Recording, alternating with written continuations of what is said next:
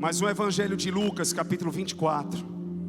E é interessante que o pastor Cláudio, no começo, ele falou sobre esse texto. Eu digo, meu Deus do céu, o Espírito Santo é o mesmo, né?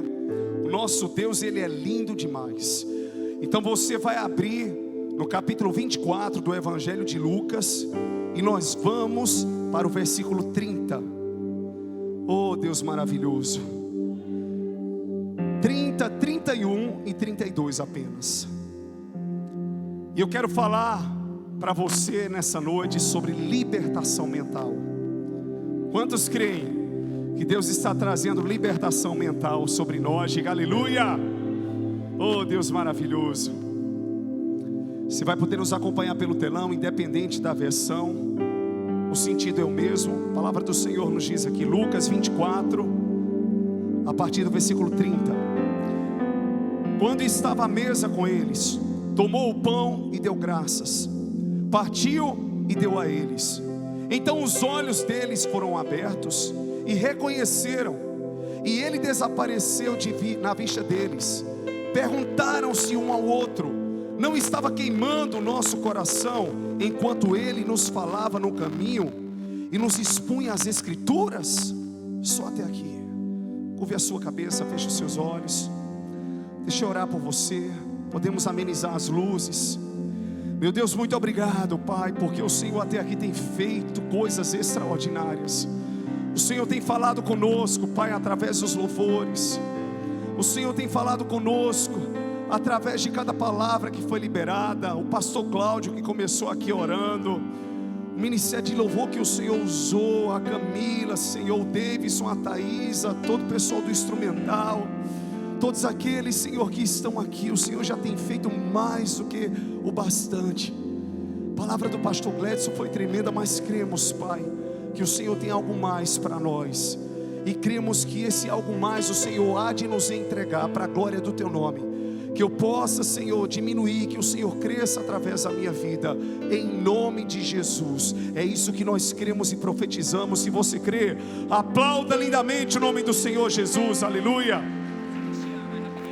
Aleluia, glória a Deus. Vou só trocar a pilha aqui. Enquanto isso a gente vai liberando de Deus aqui sobre a tua vida. Meus lindos, é interessante que muitas vezes nós não conseguimos perceber algumas coisas que Deus tem feito. Não é porque não existem evidências do que Deus tem realizado, é porque a nossa mente não nos permite enxergar aquilo que Deus está realizando à nossa volta. É impressionante o quanto o bloqueio mental te impede de ver não só o que Deus está fazendo, mas aquilo que está acontecendo à sua volta também. Obrigado, meu lindão.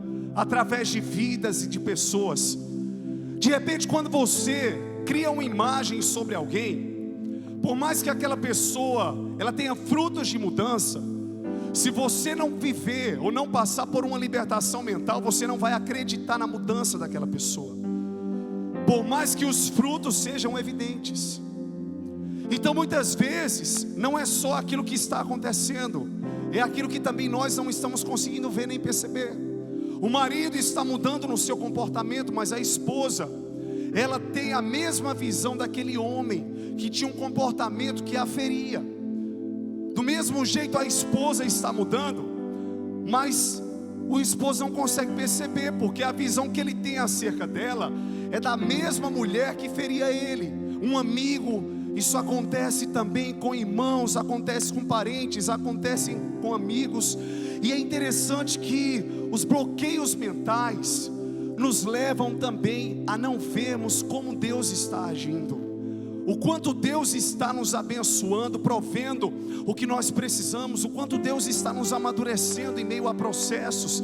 E de repente a gente não consegue perceber esse amadurecimento, porque parece que a gente não sai do canto. Mas se você olhar para trás, para quem você era e quem hoje você é, você vai perceber que nem você é a mesma pessoa e nem as coisas estão do mesmo jeito à sua volta. Nós não podemos andar de ré, precisamos andar para frente. A Bíblia diz que é degrau por degrau de glória, até chegarmos na estrutura de varão perfeito, que é Cristo. E é interessante que tem pessoas que querem crescer, já tem pessoas que não querem. Tem pessoas que querem avançar, já tem pessoas que não querem avançar. E nós precisamos entender que enquanto a nossa mente não for liberta de sentimentos e de coisas que trouxeram malefícios para nós nunca conseguiremos enxergar o que Deus está fazendo, nem nunca conseguiremos viver o novo de Deus. Quantos estão entendendo até aqui? Digam aleluia, digam glória a Deus. Então é interessante que Jesus, Ele já havia ressuscitado. As mulheres foram até o sepulcro, constataram isso quando você lê o texto completo de Lucas capítulo 24, e elas levam essas informações até os discípulos. Jesus havia falado do seu sofrimento, os profetas haviam falado de tudo aquilo que Ele haveria de passar, para que Ele fosse glorificado pelo Pai, para que houvesse a ressurreição. E os discípulos, em todo o tempo que estavam com o Senhor Jesus, eles ouviam isso também.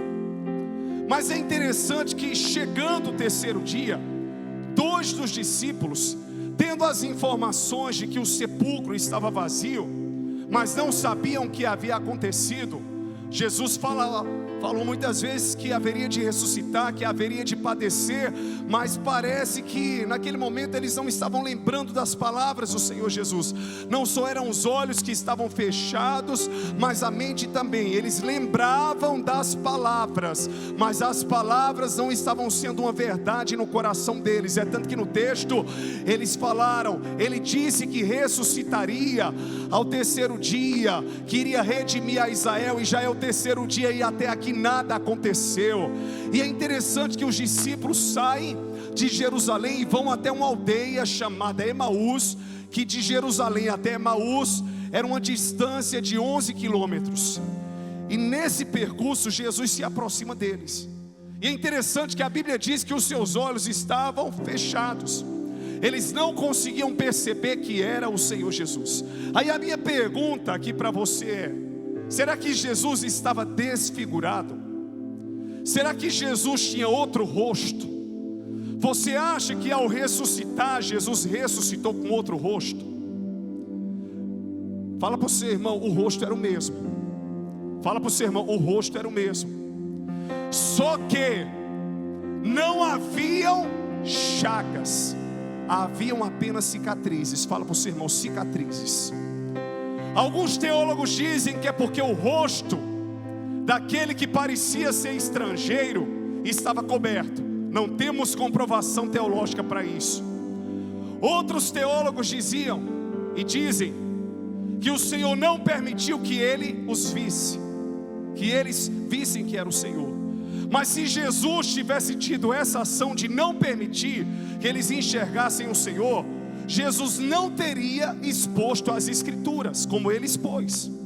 Então a motivação do Senhor Jesus era que eles conseguissem enxergar o Senhor, que eles conseguissem ver o Senhor, mas eles não estavam conseguindo.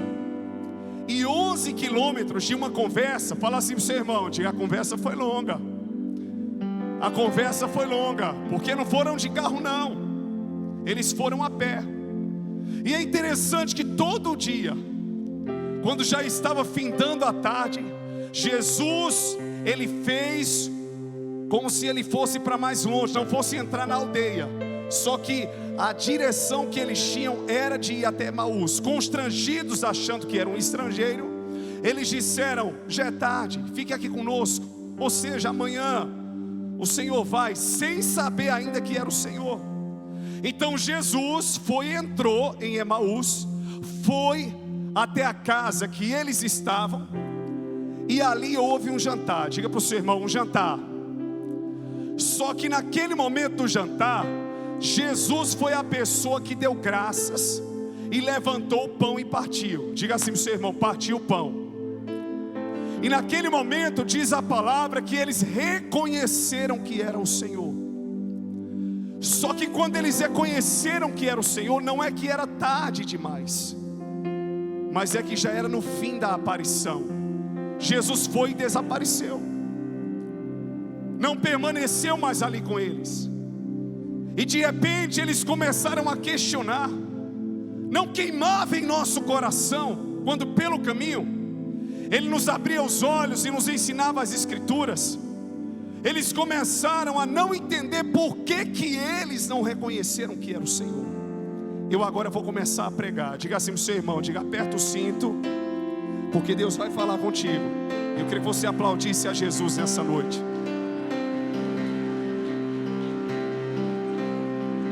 Os bloqueios mentais nos impedem de enxergar quem é Jesus e o que Ele está fazendo. Não adianta você pedir: Deus, faça isso, venha prover aquilo, se você não conseguir enxergar a ação do Espírito Santo. Todo mundo que está aqui no altar pode adorar, pode ensaiar, pode fazer o que for de mais perfeito, o que for de mais lindo, você não vai sentir nada, porque a expectativa não está no homem, não deve estar no homem, mas no Deus que usa o homem, no Deus que se manifesta através do homem, no Deus que é glorificado no homem. Quando eu falo de homem, eu estou falando homem, mulher, gênero humano. E é interessante que naquele momento Jesus se dispôs a caminhar com eles, e quando eles entraram na aldeia, constrangidos, eles chamaram o Senhor. Primeiro princípio para que haja uma libertação mental, fala assim para o seu irmão, diga: tire a sua mente do passado. Tire a sua mente do passado. A nossa mente está lá atrás, estamos sem atualização. O nosso coração está pensando as mesmas coisas, não existe mudança. Como é que eu quero ver mudança nos meus dias se eu não mudo? Se eu não mudo a maneira que eu enxergo, que eu penso, que eu ajo? Se eu estou pensando na crucificação, já é o terceiro dia, só que o terceiro dia não tinha terminado. E eles não esperaram em Jerusalém, eles foram até Emaús. E sabe o que acontece quando nós não deixamos o passado para trás e não somos libertos dele? Nos precipitamos. Fala para o seu irmão: precipitação. Precipitação. Glória a Deus que temos um Deus misericordioso que não nos abandona, que não nos deixa. Mas muitas vezes é isso que acontece. Você vai embora sem ver o que está acontecendo em Jerusalém. Mas eu quero declarar para você que mesmo que você saia do lugar da ressurreição, Ele vai te acompanhar, Ele vai estar do teu lado em todo tempo, abrindo os teus olhos, abrindo a tua mente, até que você enxergue que Ele sempre esteve, você é que não percebeu. Se você crê que é assim, diga aleluia. Ele sempre esteve. Enquanto a mentalidade não mudar,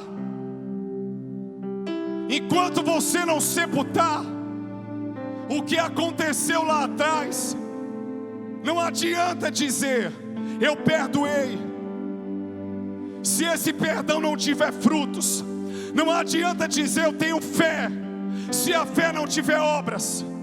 Não adianta dizer: eu quero viver algo novo, se eu não sou alguém novo. Quantos estão entendendo aqui?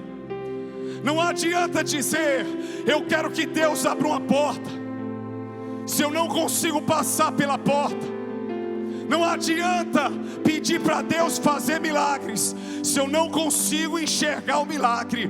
Talvez não era nem para eu e você estarmos aqui nessa noite, mas se estamos, enfrentamos pandemia, crises financeiras, é porque o milagre está para acontecer. Deus está vivo, você está vivo, viva.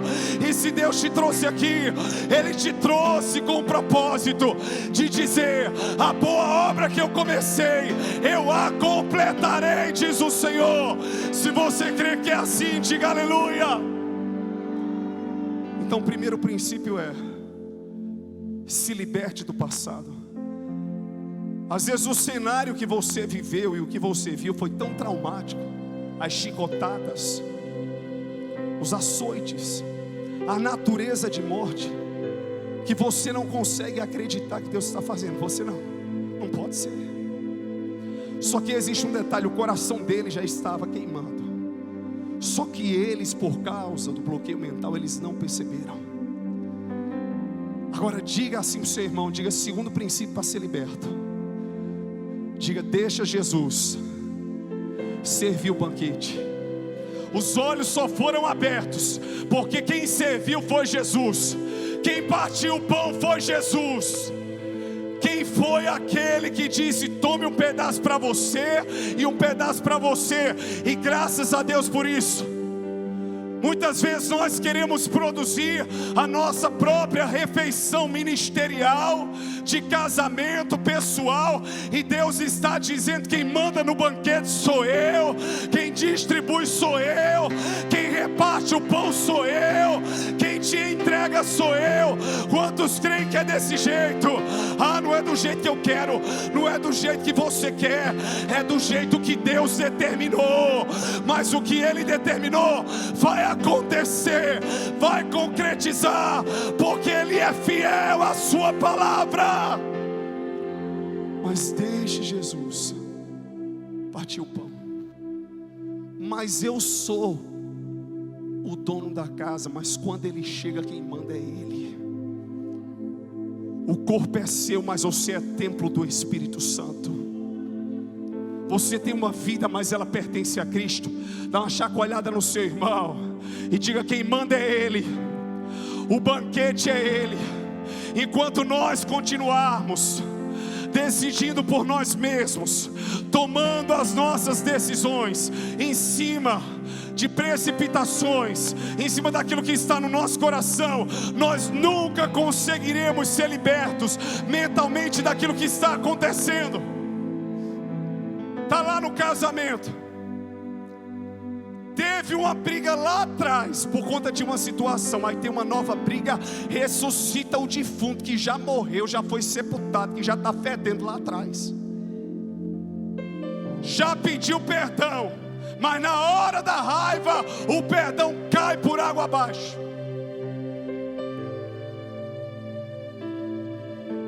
Está pedindo uma direção a Deus, Deus está dando, Ele está comunicando, mas só que você espera que venha para a igreja, e talvez Deus use um profeta ou um pastor, aponte para você e diga assim: mas Deus já vem comunicando no teu coração, você já vem sentindo isso faz tempo, Deus já te mandou voltar faz tempo, Deus já vem queimando faz tempo, Deus já vem trabalhando, e quando Deus sela, aí você olha para trás e diz: eu começo a entender. Ruama, quando você foi para a conferência, Deus testificou algo no seu coração, mas eu tenho certeza que já havia uma semente, um desejo. A única coisa que Deus faz é regar. Fala para o seu irmão: Ele rega, Ele rega. Aí a semente vai e brota, e ela começa a crescer. Deus já está falando contigo, já está queimando no teu coração o que você tem que fazer essa semana. Qual tem que ser a sua atitude e a sua decisão em Deus, sim ou não? Deus já tem ministrado como você tem que agir. O que é que você quer mais? Ele está confirmando nessa noite. Coloca o pé nas águas, toca nessas águas e eu serei contigo. Ele já queima. Pastor, então todo pensamento que queima é Deus? Muitas vezes existe a vontade do nosso eu, mas como é que eu vou discernir? Porque o que está queimando em Deus está me trazendo paz, e a paz é uma marca. Eu preciso ser liberto de algo, e para que essa libertação aconteça, eu preciso ter esta ação. Quantos estão entendendo aqui? Então deixe em nome de Jesus Ele te servir. Deixe Ele dizer o seguinte: quem tem que mandar sou eu. Coma da minha palavra, beba da minha fonte inesgotável. Eu sou o pão vivo que desceu do céu. Oh, todo aquele que de mim se alimenta, por mim também viverá, diz o Senhor. Mas a gente quer viver debaixo da nossa própria vontade. Deixa Jesus partir o pão. Olha para o seu irmão e diga: deixa Jesus partir o pão. Diga, é Ele quem manda, né? A gente fica naquela ansiedade. Às vezes é assim, é estranho você convidar alguém para a sua casa e a pessoa começar, naturalmente o que acontece, olha o prato aqui, ó, um pratão, não, olha o pão. Aí de repente você encontra Jesus dizendo, deixa que agora quem vai dar graça sou eu, quem vai partir sou eu. Por quê? Jesus fez isso porque Jesus quis mostrar para eles que todas as vezes que eles andaram com Jesus, enquanto ele estava encarnado, quem partiu o pão foi Jesus. E Jesus estava ensinando mais uma vez, quem manda no negócio sou eu. Vocês são servos, eu sou o Senhor. Vocês são pequenos, eu sou grande. Eu vim até aqui, eu parti o pão para dizer para vocês que desde antes até agora, na minha ressurreição, eu que vou continuar servindo, eu que vou continuar distribuindo o que eu quero, fazendo como quero e agindo como eu quero. Quantos creem que é assim? Diga aleluia. E quando eles viram que era o Senhor, quantos já se encontraram naquele momento de dizer assim, eita Jesus, que besteira eu fiz, para que eu fui fazer isso? Acho que todo mundo, levanta a mão. Para que eu fui falar isso? Eu podia ter evitado isso, eu podia não ter agido assim, mas já foi. Não se torture pelo seu passado. Terceiro princípio, diga, não se torture porque você não percebeu antes. Uma aliviada para você agora. Diga, não se torture. Você não tinha a maturidade que você tem hoje. Você não tinha o entendimento que você tem hoje. Você não era a pessoa que você é hoje. Você não tinha a visão que você tem hoje. Você não tinha a percepção que você tem hoje. Eu sei que foi difícil, mas entenda uma coisa, não adianta. Não tem um ditado que diz, não adianta chorar pelo leite derramado? Não tem isso? É amor. Ninguém volta para o passado não. Agora você consegue em Deus reconstruir o presente e o futuro. Fala para o seu irmão, o presente e o futuro. O presente e o futuro. E o que foi que eles fizeram? Jesus não falou nada. Ele não disse eu sou mestre. Houve sensibilidade neles na hora que o pão foi partido. Não se torture. Satanás quer lembrar do teu passado para te esmagar. Você fez besteira, ele estava com você. Você poderia ter feito isso. Você poderia ter agido assim com o marido, com a esposa. Não agiu antes, mas vai agir agora. Você poderia ter investido, empreendido em tal área no seu campo de trabalho, mas já foi. Agora é um novo tempo. Não vos lembreis das coisas passadas, nem considereis as antigas, diz o Senhor. Eis que faço uma coisa nova. Não adianta olhar para trás, irmãos, e você deixar Satanás te pisar. Último princípio que eu quero que você entenda. Quando eles entenderam que era o Senhor, eles correram de volta para Jerusalém à noite. Vença o cansaço. 11 quilômetros andando, foi cansativo, foi ou não foi? Mas eles não ficaram em Emaús, eles voltaram. Diga assim para o seu irmão, pega a estrada de volta para o lugar da ressurreição, para declarar que ele vive. Mas eu estou cansado ministerialmente, pastor, me deixa no banco. Só banco, pastor, eu não quero mexer com nada. Mas Jesus não te quer no banco. Me deixe em Emaús, eu quero ficar sentado. Mas não vai ficar. Não tem como, não existe mais como retroceder, não é possível retroceder, nem que você queira se desviar, você não consegue, nem que você queira sair da igreja, você não consegue, nem que você queira chutar o balde e abandonar tudo, você não consegue. O Espírito Santo vai estar lá dizendo: vá, vença o cansaço e volte para Jerusalém, volte para o lugar da ressurreição. Se você crê que é assim, diga aleluia e aplauda lindamente a Jesus.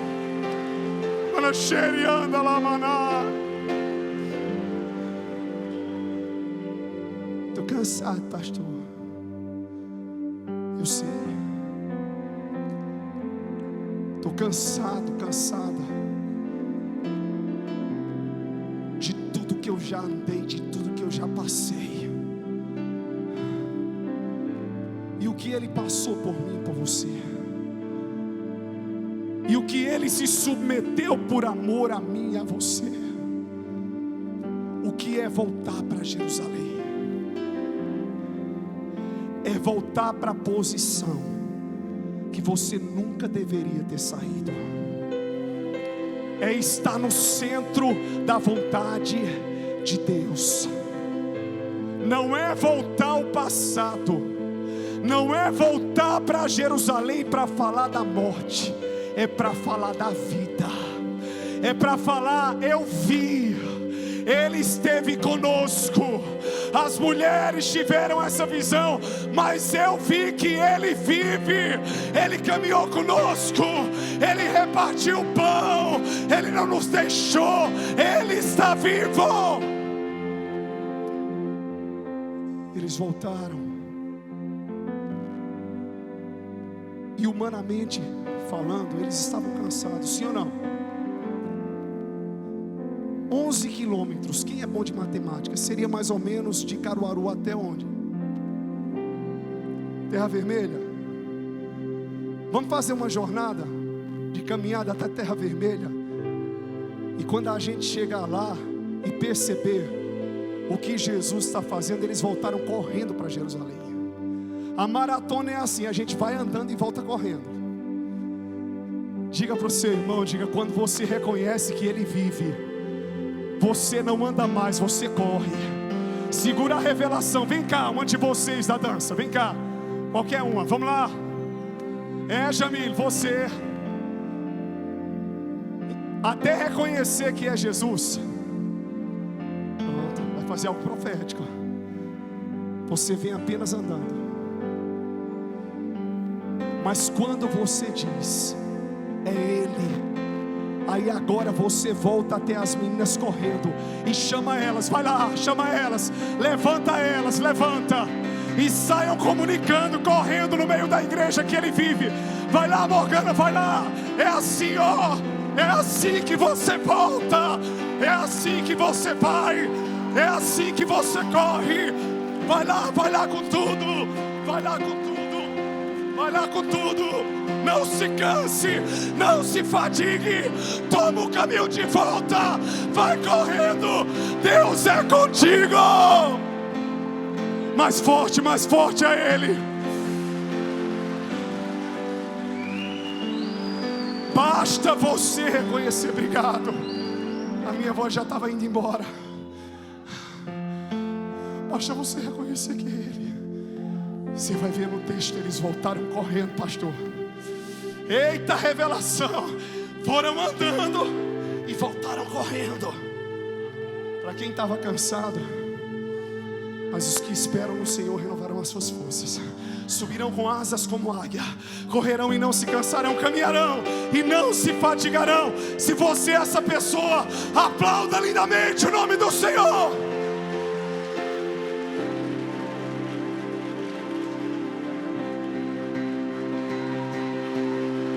A mim não, a Ele a glória. É tempo da igreja correr, é tempo da igreja correr. Deixa de preguiça, deixa de caminhar apenas, corra. Bota velocidade nesse casamento, bota velocidade nessa amizade, bota velocidade nesse ministério, bota velocidade nesse negócio. Chega na segunda-feira com tudo. Eu creio que Deus vai prover o que eu preciso. Voltaram correndo para Jerusalém. É tudo que nós precisamos. Corremos. Corremos. Tem gente. E é como o profeta Jeremias disse: se vocês se cansam, aqueles que vão a pé, imagine só quando vocês tiverem que competir com os cavalos. Deus está dizendo hoje: volta correndo para os braços de quem você ama. Volta correndo para resgatar essa amizade. Volta correndo e resgate a sua casa. Volta correndo e reconstrua os muros. Eu hoje não quero mais errar nas mesmas áreas que eu já errei. Eu digo: Deus, eu quero ser uma pessoa nova todos os dias. Quem eu feri, que o Senhor me perdoe, que essas pessoas me perdoem. Meu Deus, eu quero ser melhor para a tua glória, Pai. Só para a tua glória eu quero abençoar, porque de fato eu amo.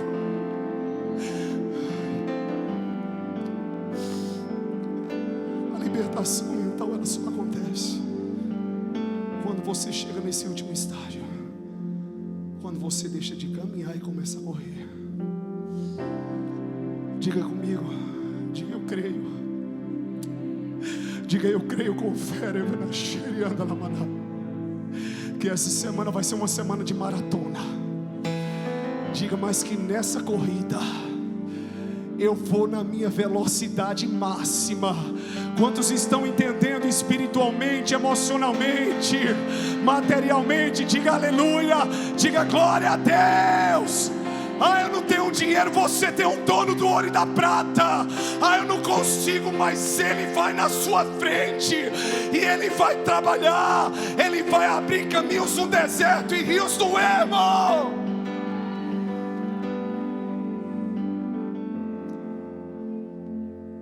Você entendeu? Deus me deu uma visão enquanto eu corria, que de hoje a 8 você tem testemunho para contar de uma maratona que você já vem há tempo, mas porque você está assim, ó, na caminhada. Fala para o seu irmão: bota velocidade aí.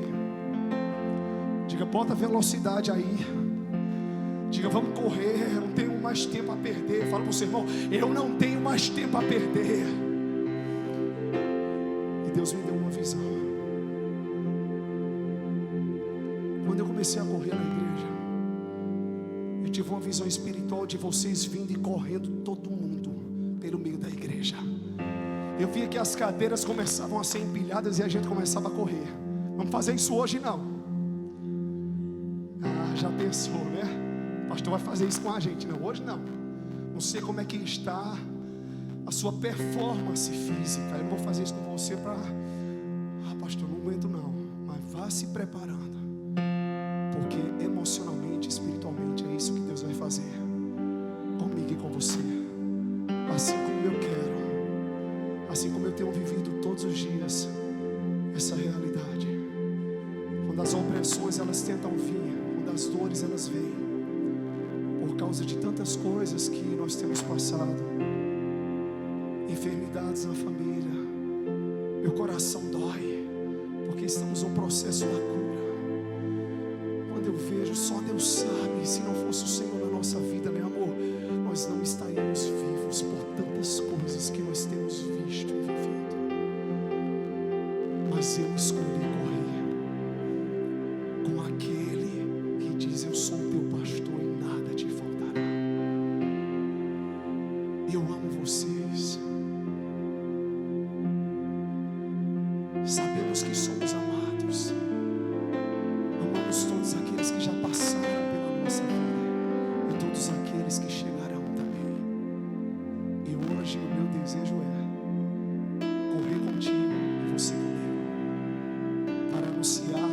ressurreição e para estarmos no centro da vontade de Deus. Se você deseja isso também, aplauda mais uma vez o nome do Senhor Jesus. Fique de pé no seu lugar, pastor Glenn.